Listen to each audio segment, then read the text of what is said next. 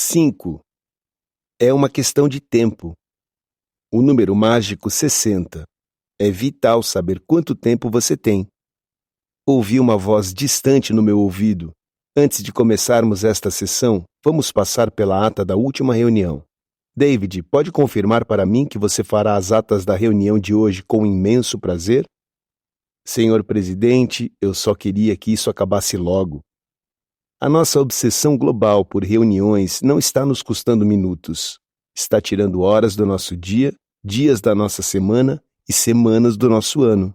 Contando fins de semana, feriados, férias anuais e dias de ausência por doença, temos provavelmente um ano de trabalho efetivo de 220 dias. Vamos supor que, em média, estamos envolvidos em uma reunião que dura 1 hora, e mais uma que dura 1 hora e meia por dia. Isso significa 550 horas por ano gastas em reuniões, mais de 4 meses completos de trabalho. Como chefe do meu próprio departamento de estatísticas inventadas, mas plausíveis, acredito que 50% de todas as reuniões não levam os participantes para mais perto de uma decisão e que mais de 60% das horas são desperdiçadas. Culpo uma cultura de reunião que nos dá a ilusão de que estamos avançando com as coisas, quando, na verdade, as reuniões muitas vezes não servem a nenhum propósito útil e absorvem bilhões de horas comerciais que poderiam ter sido produtivas de outra forma. Para mim, uma reunião é um fenômeno que é intrinsecamente pouco ligado à tecnologia, nascido do gregarismo do Homo sapiens. Penso que foi gerado por instintos sociais, não comerciais. Gostamos de nos juntar para conversar. Tempo é relativo. A tomada de decisão é uma questão de tempo. Quando estamos confiantes, sentimos que temos tempo suficiente para tomar decisões. Dirigir, ir para o trabalho ou para a escola, caminhar pelas calçadas cheias de gente, cozinhar, praticar um esporte em que somos bons. Se a atividade e o ambiente são familiares, não temos problema em executar qualquer tarefa e não é necessário encontrar tempo para tomar infinitas microdecisões. Agimos no piloto automático. Isso é igualmente verdade se você foi treinado para tomar decisões rápidas, em 60 segundos ou muito menos, como parte do seu trabalho. Nós tendemos a avaliar as opções em termos de melhor vantagem em consonância com a desvantagem menos negativa. Mas, por vezes, há pouca vantagem óbvia e temos de votar na desvantagem menos desagradável. Muitos exemplos desse tipo de escolha são enfrentados por pessoas com boa formação e longa experiência.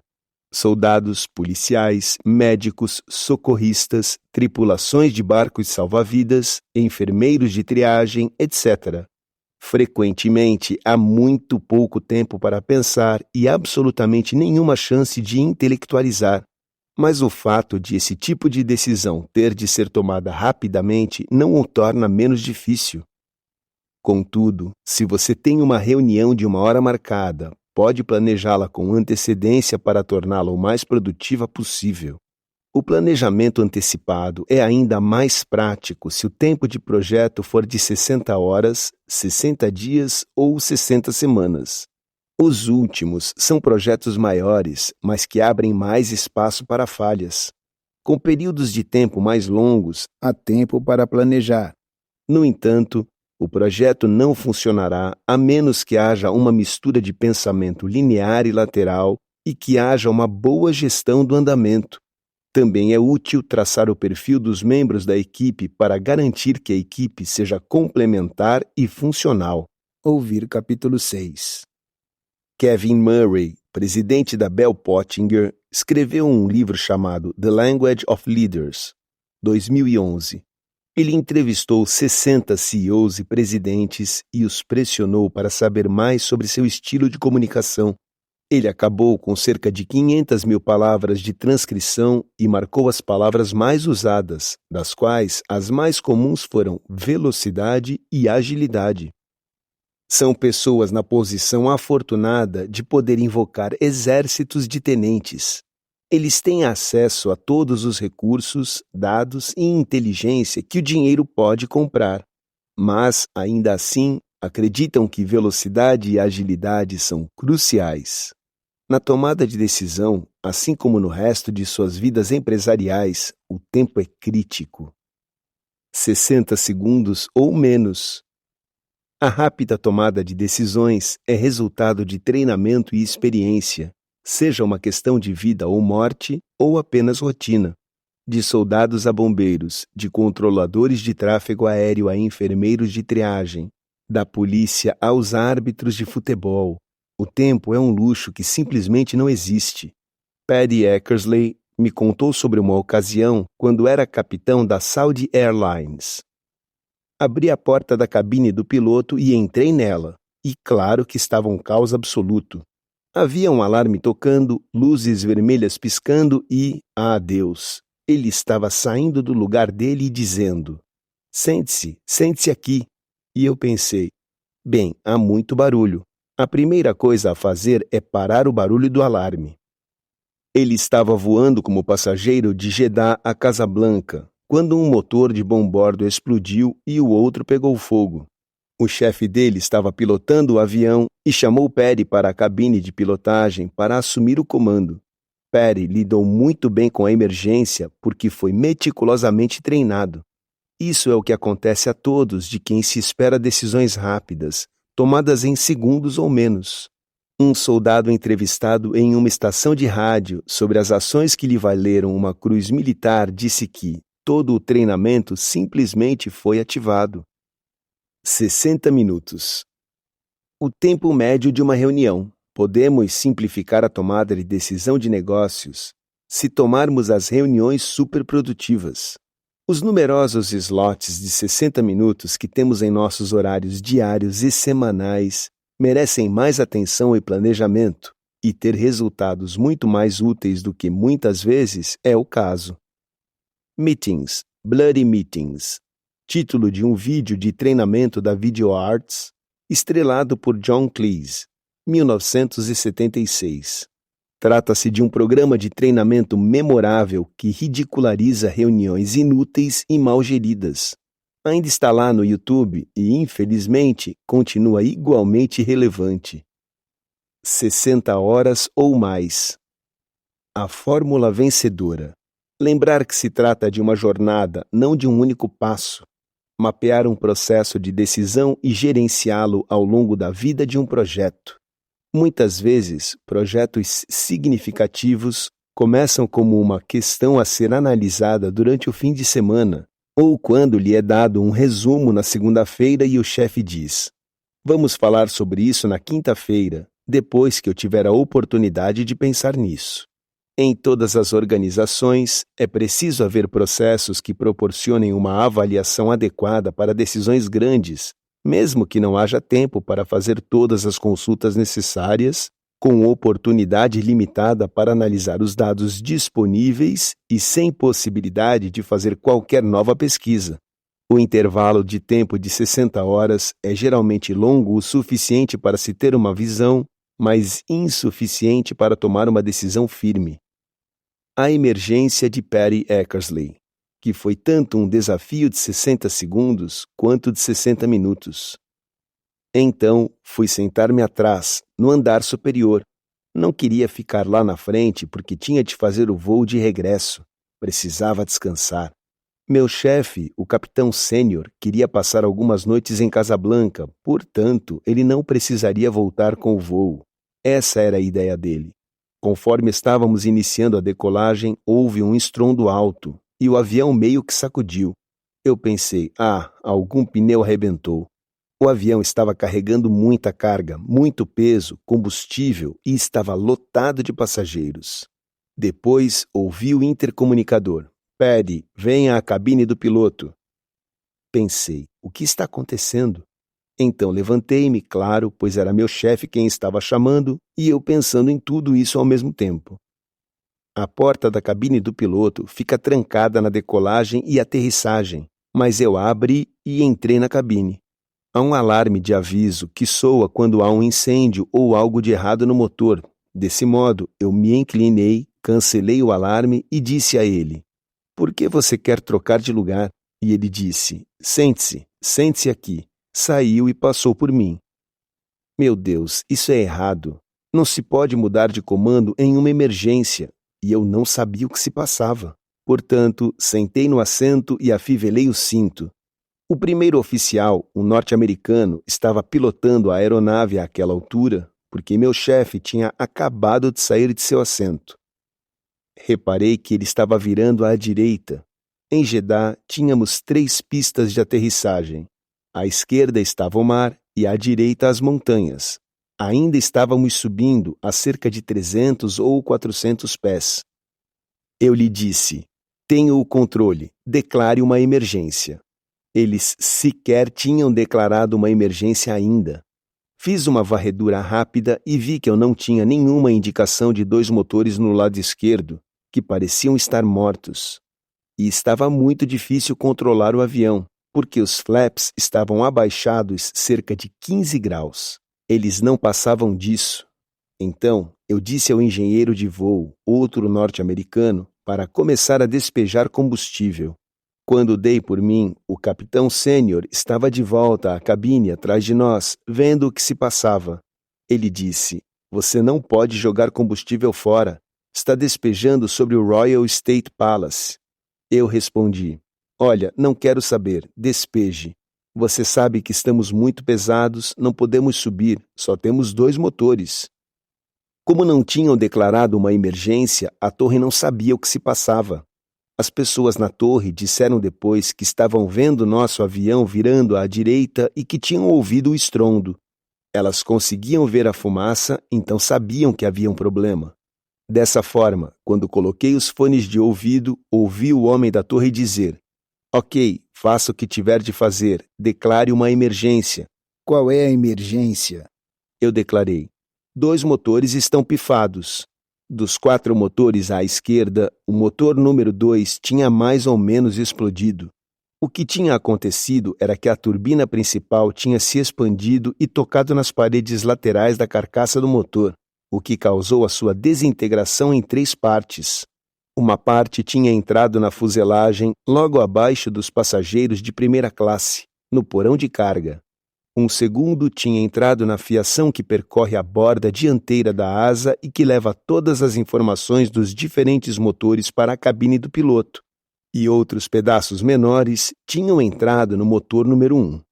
A terceira peça tinha saído pelo topo, quase acertou o tanque de combustível e subiu para o céu, e a Boeing descobriu a rapidez com que essa peça caiu de lá pelo peso do pedaço de ferro que eles recuperaram e pela profundidade com que ela se enterrou no solo. Ela desceu diretamente pelo telhado de uma casa de uma pequena vila à beira-mar, perfurou um telhado de concreto e um chão de concreto. Felizmente, não havia ninguém dentro dela. Fizemos os exercícios de emergência habituais, check-ups de emergência e assim por diante, e conseguimos despejar o combustível necessário para ficarmos leves o suficiente de modo que eu pudesse fazer uma aproximação. No trecho final, não conseguia baixar o trem de pouso. Não havia hidráulica suficiente, pois o sistema hidráulico estava danificado. Pensei que teríamos de aterrissar sem trem de pouso. Isso não é um problema sério em si, mas não conseguimos baixar todos os flaps, e estávamos vindo em uma velocidade muito alta. Conseguimos isolar os 2 motores danificados e aterrissamos em segurança. Todo o incidente demorou cerca de 15 minutos. Sem incêndio, sem maiores problemas, e depois todos saíram.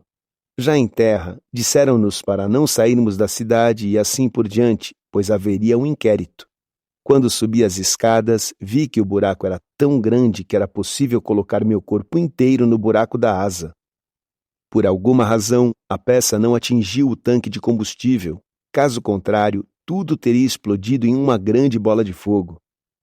Pouco depois, um avião El Al, o mesmo modelo de 747, também perdeu 2 motores na decolagem. O capitão perdeu energia de um lado e teve um problema de simetria. O motor em funcionamento empurra o avião e, se você conseguir controlá-lo logo, ele vai simplesmente virar. Esse sujeito, infelizmente, entrou em um bloco de apartamentos em Amsterdã e explodiu. Felizmente, era um avião de carga, senão teria sido muito pior. Acho que havia algo de errado com o volante dos motores, e eles resolveram tudo depois disso. É engraçado, as pessoas me perguntam no que eu pensei durante a emergência. Acho que em duas coisas. Número 1, não quero morrer. Número 2, eu estava preocupado com o que os meus colegas diriam, todos os pilotos com quem trabalhei, se eu estragasse tudo. É estranho, só essas duas coisas. Àquela altura, não pensei na minha família nem em nada. Não estava pensando nos passageiros. Eu tinha 400 passageiros a bordo, mas nenhuma vez eles vieram à minha mente. É algo que me incomoda. Nunca fui capaz de explicar por quê, mas essas coisas sempre incomodam. David Jones, da Havas, sobre decisões rápidas. Ele disse: decisões rápidas são críticas. As empresas que tomam decisões mais rapidamente têm melhor desempenho, mesmo que tenham tomado as decisões erradas.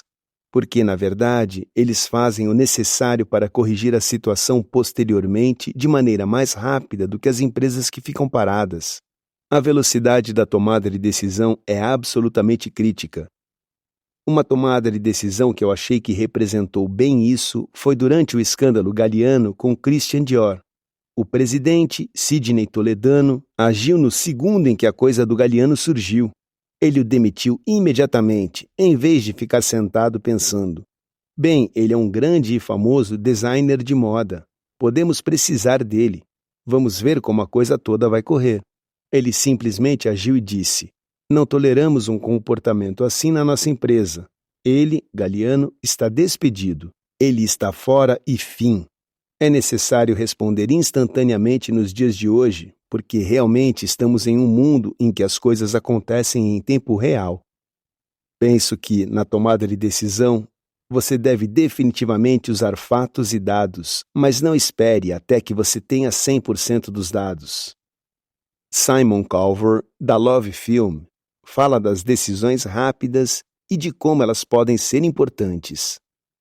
Tive uma reunião com Jeff Bezos, presidente e CEO da Amazon, que é dona da Love Film, na qual ele disse: olha, temos duas decisões agora. Ou continuamos com isto, ou vamos para casa. E eu não sou do tipo de ir para casa, por isso vamos continuar, certo? E foi isso. Bang! Milhões de dólares de investimento rapidamente criados em uma reunião de 45 minutos. A ideia era a seguinte: é com isso que vamos nos comprometer, é assim que vamos fazer acontecer, porque é assim que eu vejo as peças se encaixando. Eu também aprendi que a decisão certa no momento errado, na verdade, é a decisão errada se eu não for capaz de executá-la.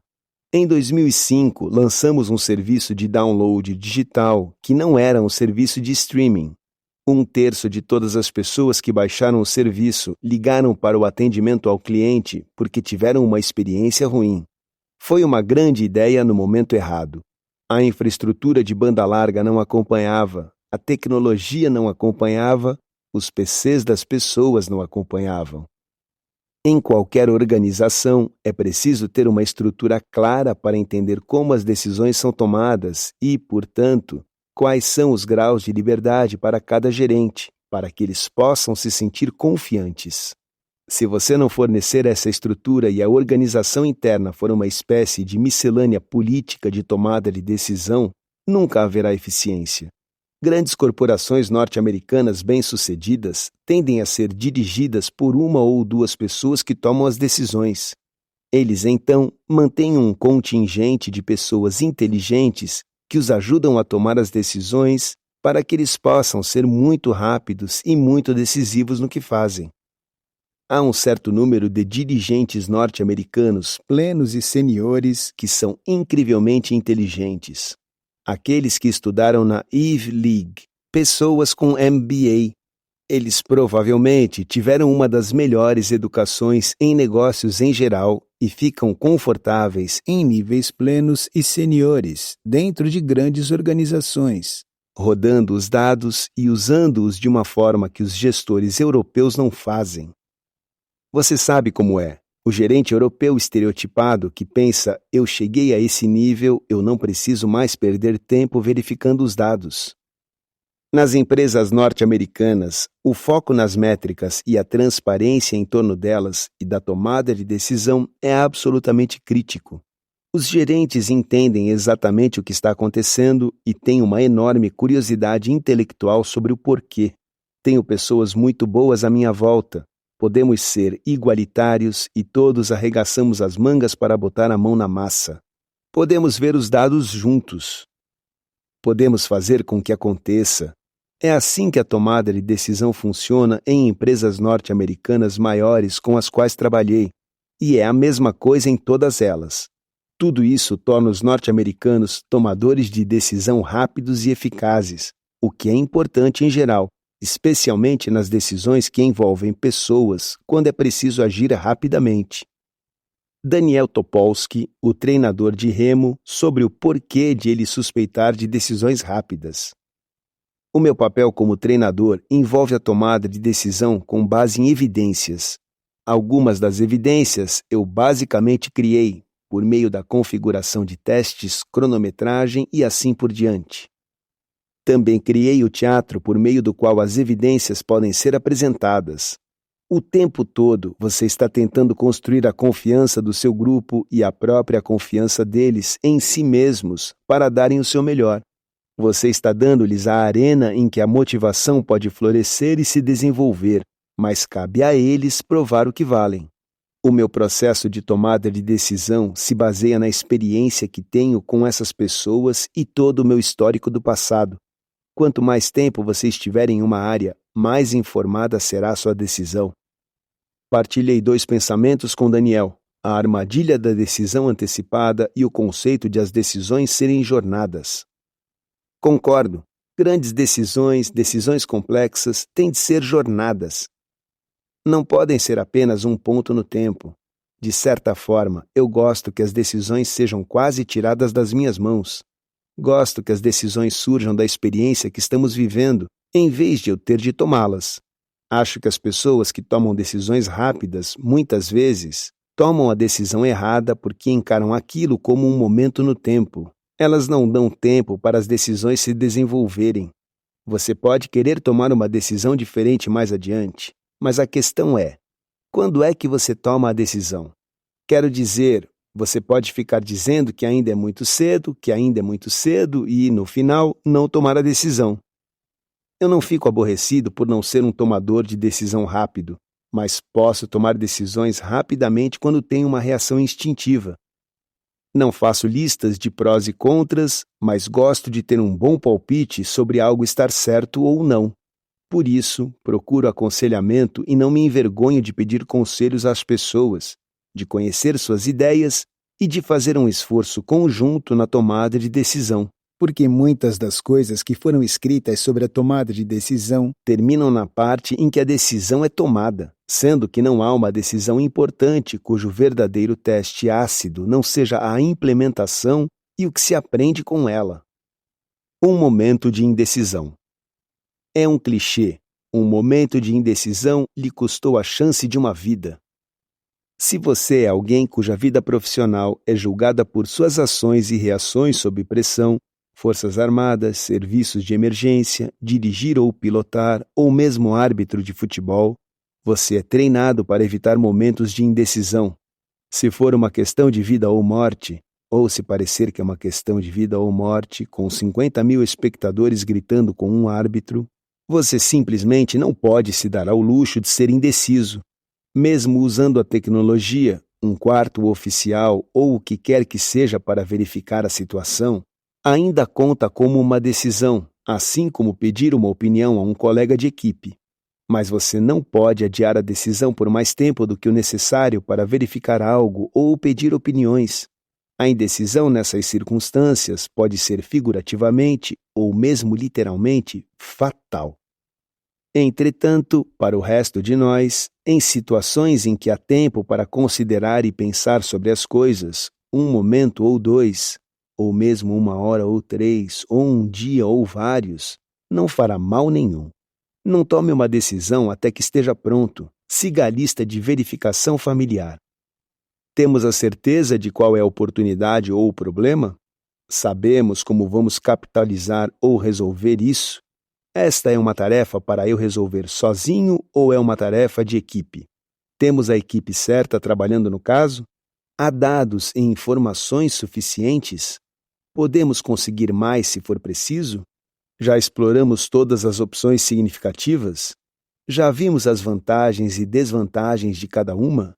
Realizamos uma avaliação objetiva dos riscos? Também demos o devido peso à intuição? Sabemos como vamos comunicar a decisão e implementá-la? Tirar tempo para tomar a melhor decisão possível da melhor maneira possível não é indecisão, é sensato e lógico. É vital não se preocupar em ser visto como indeciso quando você está totalmente preparado para gastar o tempo que você tem disponível na otimização da decisão. É claro que pode ser prudente manter os membros da equipe, a família, o parceiro ou quem quer que seja no circuito. Como vimos no capítulo 4, é quase certo que vamos precisar da adesão de outros a qualquer grande decisão que tomarmos, para que ela se torne efetivamente uma decisão mútua. A experiência é um estranho aliado. Por vezes, diz a você para agir logo, porque você já viu uma situação semelhante antes e sabe o que fazer. Em outras ocasiões, diz a você para ir com calma. A experiência também lhe diz que o excesso de promessas sobre o resultado de uma decisão pode ser tão equivocado quanto apressar a decisão em si. O chanceler e seus conselheiros devem ter sido tentados a açucarar a declaração de outono de 2011, planejamento de gastos apresentados em 2011 por George Osborne, em que foi admitido que a situação econômica do Reino Unido estava pior do que parecia e que mais cortes no setor público seriam necessários. A liderança do Partido Trabalhista deve ter querido apoiar as greves e protestos que se seguiram. Seria fácil para o cirurgião que operou meu joelho no último inverno prometer alívio de toda a dor e problemas. Fico contente por não terem feito nada disso. Ser realista com relação aos resultados é tão importante quanto tomar grandes decisões através de um processo bem executado. Há decisões sobre as quais ficamos felizes em falar e outras que preferimos esquecer? Quando você começa a levar a sério a tomada de decisão, é fácil procurar lógica e racionalidade onde não existe. Isso acontece porque somos humanos e emocionais. Sabemos que a emoção pode, por vezes, levar nosso julgamento a ser impulsivo e imperfeito. Como acontece com a maioria das coisas na vida, estamos mais interessados em falar sobre as decisões que funcionaram bem. E as decisões de que nos arrependemos? E as decisões involuntárias? E as decisões que falham? Há muitas atividades em que simplesmente temos de tomar uma decisão após a outra. Dirigir um carro, conduzir uma negociação, praticar qualquer esporte, apostar em jogos de azar. Nem todas as mini-decisões que fazemos vão funcionar. Pela lei das médias, seria simplesmente impossível. Só temos de usar nossa experiência e nossos instintos para termos a certeza de que os erros não serão desastrosos. Pense nos momentos de bifurcação na estrada, quer seja literal ou figurativo. Temos de ir para a esquerda ou para a direita, porque ficar parado não é uma opção válida.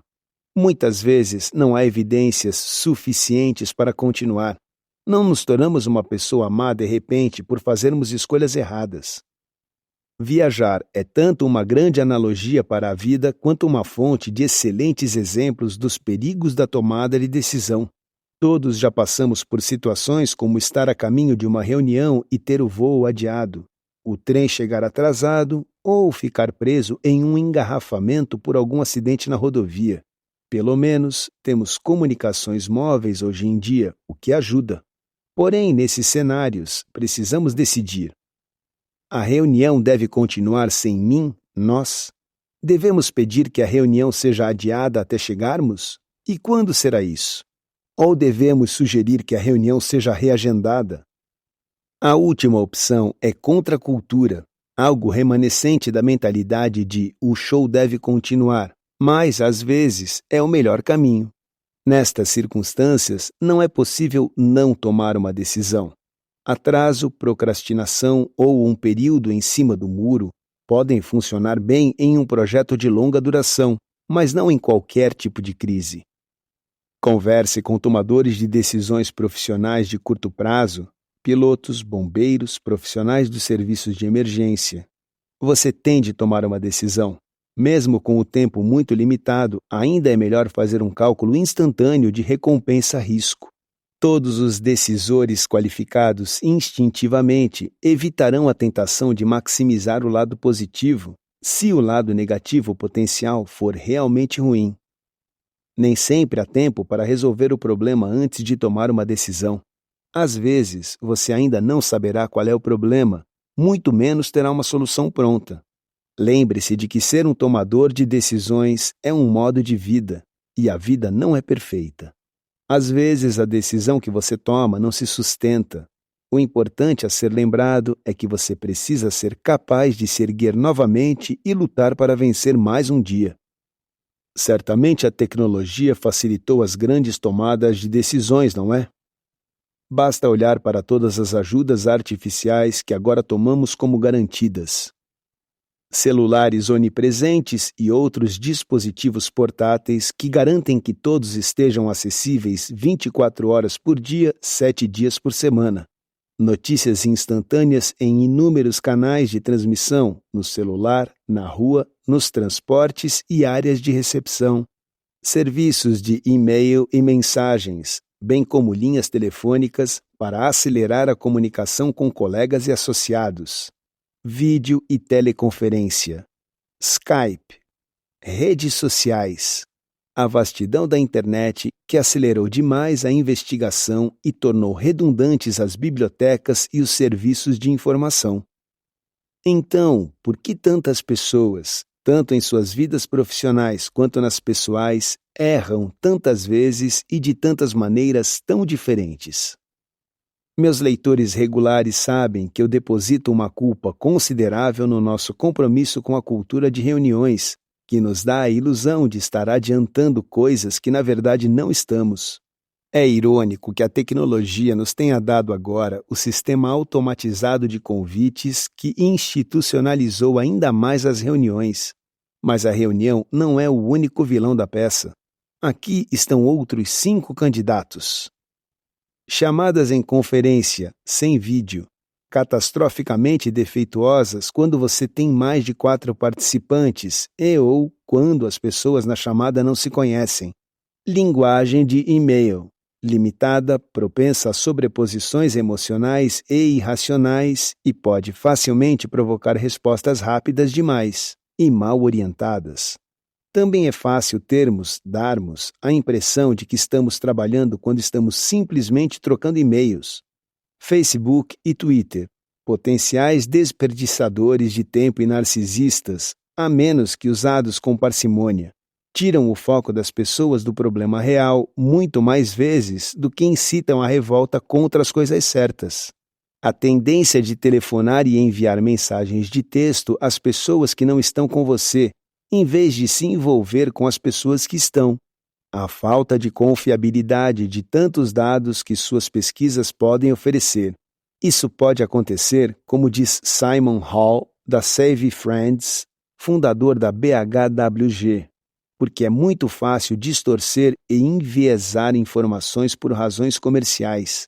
Pode também dever-se ao que o jornalista David Aaronovitch, do The Times, chama de má ciência. Não demoraria muito tempo para adicionar mais coisas à minha lista.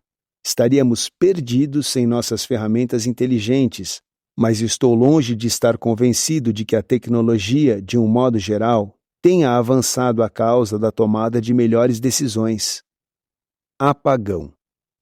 Na semana passada, liguei meu BlackBerry e não conseguia fazer ligações por congestionamento das linhas.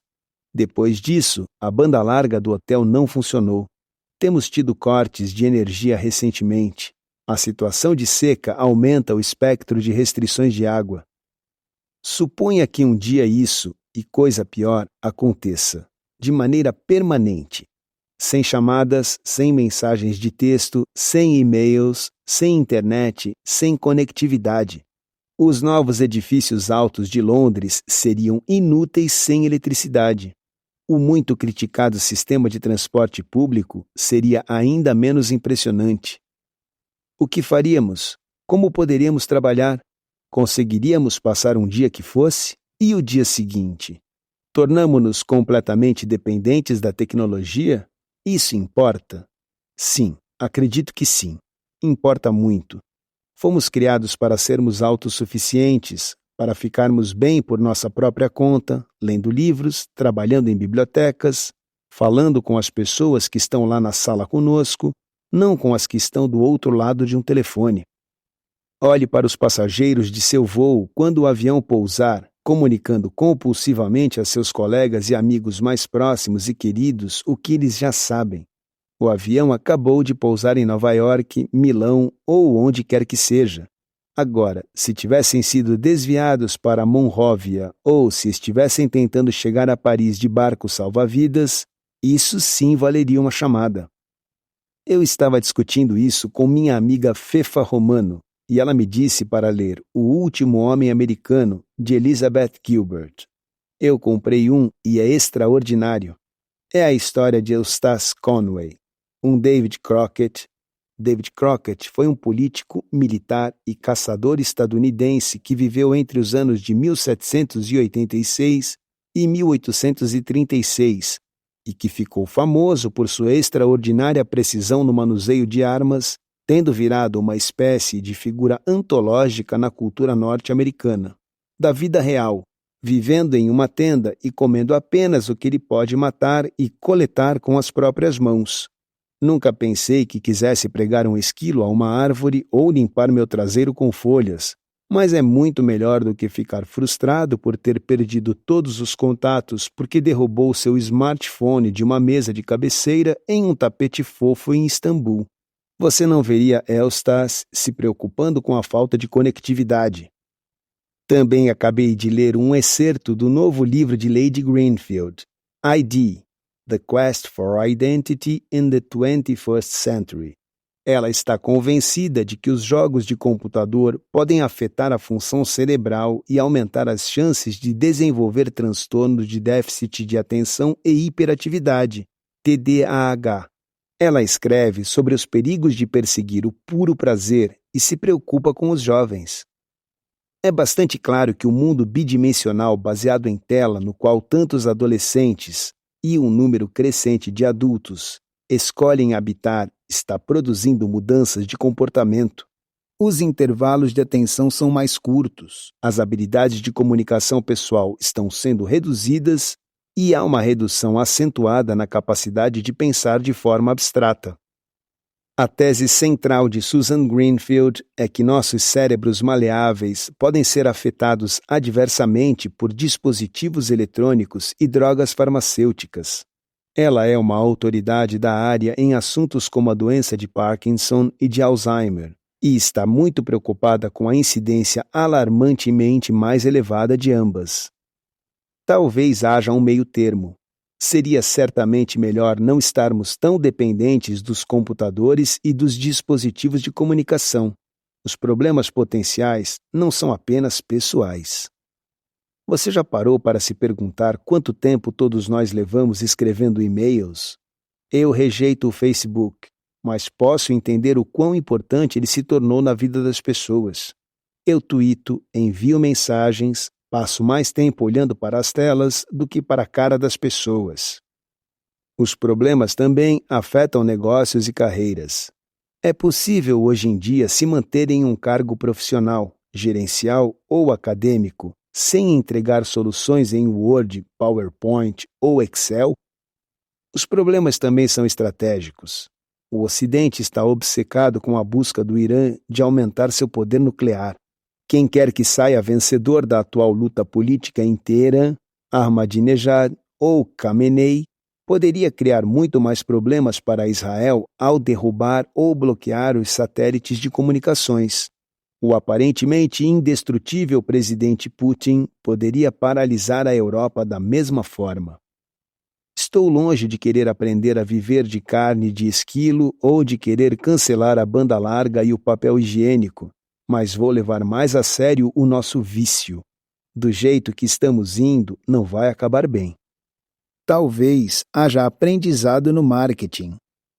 A maioria dos governos e das grandes organizações sofre com numerosas armadilhas de decisão, listadas no capítulo 2.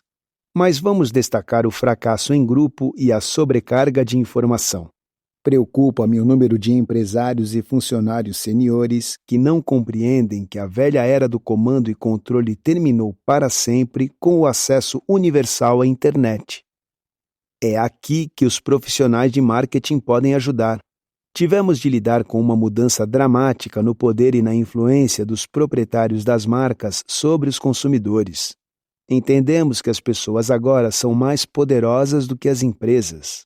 Não é nenhum exagero dizer que as pessoas são agora mais poderosas do que todos os aparelhos de governo. Mas, tragicamente, muitos líderes empresariais, políticos, ministros, altos funcionários públicos, policiais e chefes militares simplesmente não entendem isso. Eles acreditam que a oratória e os comunicados de imprensa ainda funcionam. É notavelmente fácil explicar minha sugestão, embora eu saiba que vai demorar algum tempo para que funcione. Acredito que os líderes políticos e outros líderes devem tomar decisões como os profissionais de marketing. É prática comum para os profissionais de marketing conduzir diálogos contínuos com os consumidores, promovendo o pensamento compartilhado entre ambas as partes. Isso significa que os profissionais de marketing podem tomar suas decisões usando pesquisa e planejamento de cenários. Também acredito que os líderes políticos, em particular, deveriam ter a mesma obrigação que crianças têm nos dias de prova de matemática. Não basta dar a resposta, também conhecida como decisão. Eles também precisam explicar como chegaram até ela. Isso também vai ajudar com a venda de uma decisão para os níveis mais altos da hierarquia e garantir a adesão. A troca de transparência por adesão a uma ideia não vai acontecer de imediato, mas seria o início de uma mudança revigorante. Artigo do blog. Então, os CEOs dedicam um tempo para pensar, afinal de contas. Notícias animadoras hoje. O The Times relatou um estudo sobre os hábitos de trabalho de 94 CEOs que trabalham para empresas britânicas, europeias e norte-americanas. Os investigadores eram da London School of Economics, LSE, do Instituto Universitário Europeu e da Harvard Business School. Por isso, academicamente, as conclusões devem ser irrepreensíveis. E as fontes eram confiáveis. Os assistentes pessoais dos CEOs. Provavelmente, um assistente pessoal tem muito mais ideia do que um CEO faz do que o homem ou a mulher em questão. Então, o que a pesquisa revelou? Não surpreende que os chefes passem 60% do seu tempo em reuniões. Eles claramente não têm lido este blog. Caso contrário, teriam descoberto quão fúteis algumas dessas reuniões são, especialmente se houver alguém que acredita seriamente que a reunião vai levar a uma decisão. Conferências, telefonemas e eventos e aparições que fazem parte da função de CEO representaram mais de 25%. Os restantes 15%? Trabalhar sozinho. Que notícia maravilhosa! Nossa elite de liderança realmente gasta tempo pensando, assim como já defendemos neste site www.makingbetterDecisionsBetter.com, 26 de maio de 2011. Isso os ajudará a melhor tomar decisões melhores, muito mais do que qualquer quantidade de reuniões. Se parar para pensar, 15% da sua semana é bastante. Mas antes que todos vocês sucumbam à alegria sem limites, há uma informação sobre esse estudo que nossos amigos do The Times não frisaram. Digamos, todos os CEOs estavam sediados na Itália.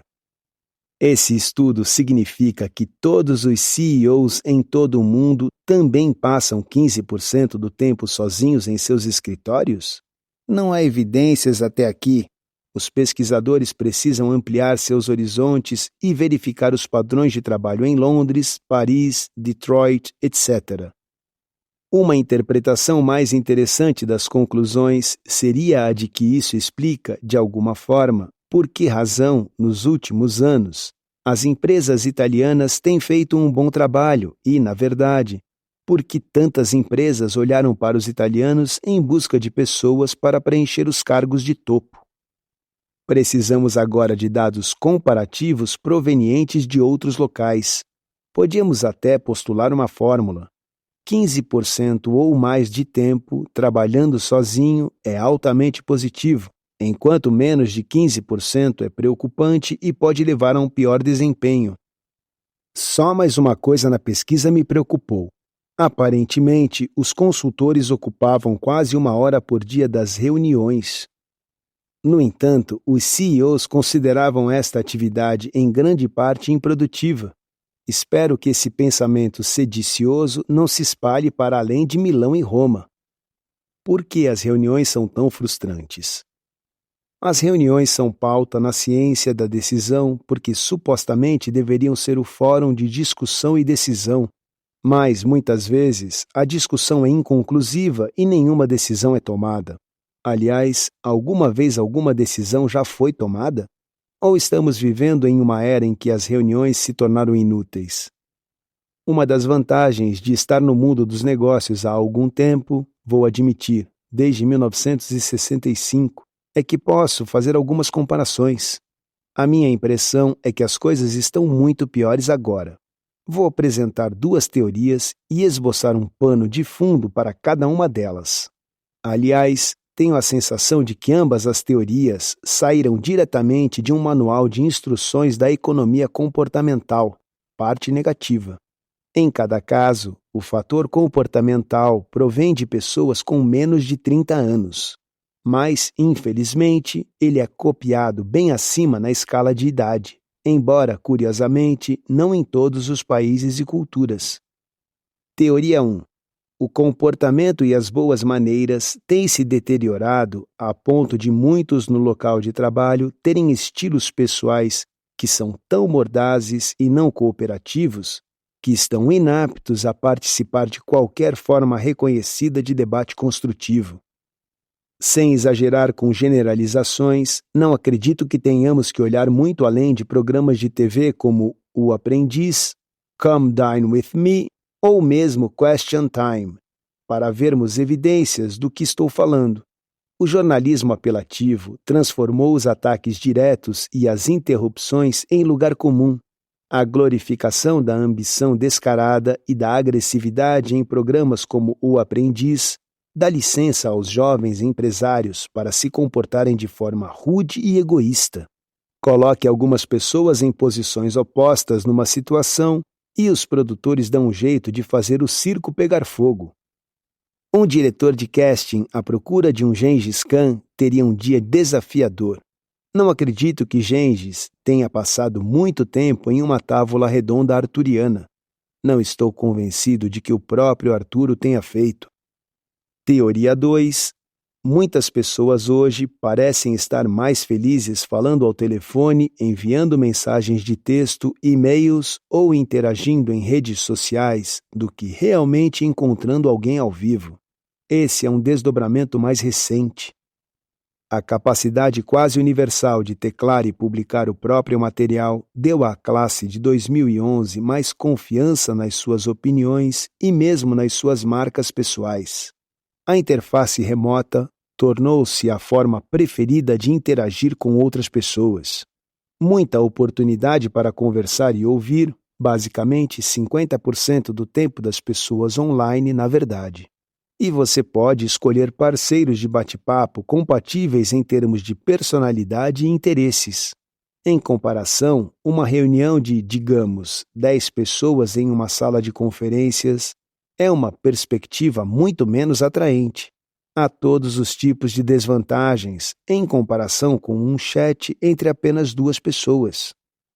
Hierarquia, disciplina, diversidade, idade, cultura, educação, estilo, etc. Nenhum controle sobre o tempo, ou a reunião é muito longa ou é muito curta. Acima de tudo, a expectativa de que todos devem sublimar suas opiniões na busca de alguma forma de consenso. É surpreendente que tantas reuniões não tragam resultados, não é? Não estou dizendo que comecei minha carreira em uma era idílica em que a democracia corporativa e as boas maneiras estavam sempre em exibição, mas era muito mais fácil gerir as reuniões naquela época e levar os grupos a alguma forma de conclusão, pelo menos provisória. Quando colocaremos o conceito de reunião na clínica de reabilitação? Sugiro que reconheçamos os problemas acima. Existe também uma necessidade de ajuste do comportamento pessoal para que as reuniões se tornem mais construtivas. O que pode dar errado nas reuniões? Por que as maiorias das reuniões não têm sucesso? Veja uma pequena lista de explicações possíveis. As pessoas frequentam tantas reuniões que é difícil criar qualquer senso de especialidade ou especificidade de ocasião. A maioria das reuniões não tem uma agenda que oriente a tomada de decisão. A maioria das reuniões tem muitos ou poucos participantes. O efeito de ter pessoas demais em uma reunião é que alguns participantes se esforçam tanto para participar que não escutam o que os outros estão dizendo, e que outros participantes são inibidos de fazer qualquer contribuição.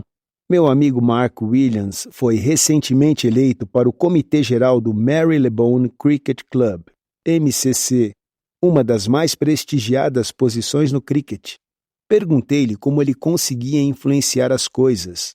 Ele me explicou que, com até 26 pessoas na sala, é extremamente difícil fazer qualquer contribuição. Quando há poucas pessoas em uma reunião, muitas vezes o motivo é que a maioria dos indivíduos com poder e capacidade de decisão está muito ocupada para participar. Pouco tempo é gasto na definição de agendas. Muitas vezes, pouca atenção é dada ao registro de quais ações são necessárias e de quem serão exigidas. Há um excelente artigo na edição de junho de 2011 da Harvard Business Review, pelo ganhador do Prêmio Nobel Daniel Kahneman, apoiado por um consultor da McKinsey, professor Dan Lovallo, e um executivo da McKinsey, Olivier Sibony. Tem o seguinte título: Antes de você tomar essa grande decisão, os autores fornecem uma lista de verificação de 12 pontos para detectar a influência de viés na tomada de decisão em grupo. 1. Existe alguma razão para suspeitar que ocorreram erros motivados ou influenciados pelo interesse próprio da equipe que está recomendando? 2. As pessoas que fizeram a recomendação acreditam muito nela? 3. Houve opiniões divergentes dentro da equipe que está recomendando? 4. O diagnóstico da situação pode ter sido excessivamente influenciado por analogias? 5. Foram consideradas todas as alternativas relevantes? 6. Se você tivesse que tomar essa decisão novamente em um ano, que informação você gostaria de ter? Você é capaz de obtê-la agora? 7. Sabe de onde vieram os números? 8. Consegue visualizar um efeito halo? O efeito halo ocorre quando alguém julga algo ou alguém sob um viés que interfere na avaliação objetiva de outros fatores relacionados. 9. As pessoas que fazem a recomendação estão muito ligadas a decisões passadas? 10. O caso em que se baseiam é otimista demais? 11. O pior cenário que pode acontecer é muito ruim? 12. A equipe que está fazendo a recomendação é cautelosa demais? Viés é uma coisa, um processo de tomada de decisão deficiente é outra. Como já dissemos anteriormente, a decisão antecipada, minha maneira educada de descrever a determinação, aberta ou encoberta, de um dos líderes de ir por um caminho e não por outro em um processo de tomada de decisão, é uma das armadilhas populares favoritas. Estou falando de fases iniciais, antes de qualquer ponderação a respeito dos aspectos positivos e negativos. Para ser considerada uma decisão antecipada, tem de ser tomada antes da análise de risco e recompensa. Os partidos políticos fazem isso constantemente, tal como o fazem cada vez mais os líderes empresariais e outras pessoas proeminentes na vida pública.